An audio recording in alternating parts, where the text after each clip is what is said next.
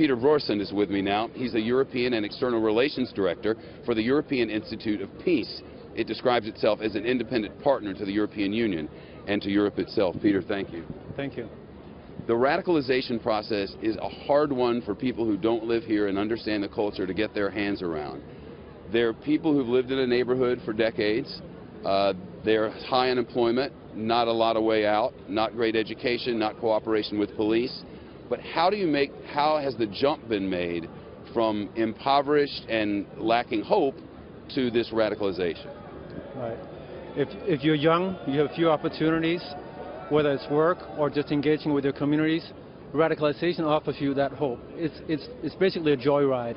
You get community, you get action, you get purpose, and you get on that road straight to Syria where you can radicalize. So if you're recruited on the street corner, it may take as little as 6 weeks. We've seen that, but it could also take longer. And you are then on that road where suddenly your life gets meaningful. The risk is, of course, that you may then come back after that, or even before, and turn against what you may seem to be your neighbors, against other people in Brussels. But if you live in these detached neighborhoods, you don't feel like other people are your fellows, your neighbors. Your main associations are back with your brothers and sisters in Syria, Iraq, where the fight is waged. This sounds like a cult. ISIS is certainly way out there. It's a violent extremist group, and it's difficult to negotiate with a group like that. We believe that there are others that you can talk to, maybe not ISIS, but the task, I think, for the community here now is to engage with all of those that are not that extreme. We talk to those who may have radical views but not yet have gone over the edge.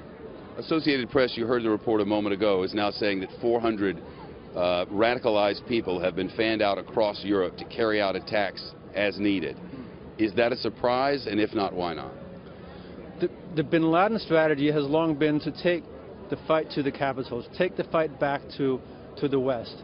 And so this is completely in line with that. So radicalization and taking attacks to Europe, I know that there are great concerns in Italy. There are great concerns, of course, here in Brussels and across the land. Is this a problem for all of Europe, and is it a problem for North America as well?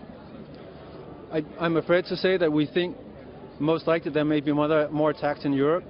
The return of foreign fighters is still on the increase. I don't think we have sufficient intelligence and community engagement to cover all of Europe at this time.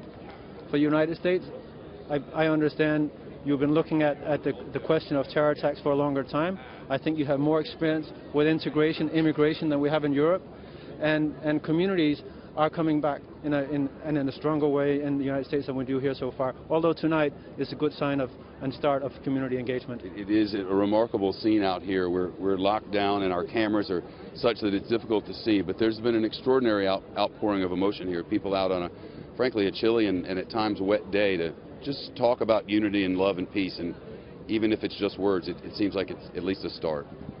It is a start, and from the communities where these attackers came from, we must remember there are many groups, including Muslim groups, and the challenge for Brussels right now is to make sure that the us becomes bigger than the them. So we need to embrace all of those who are willing to stand up and fight for what's right. The us becomes bigger than the them. That's good. Peter, thank you. Nice to see you. All the best.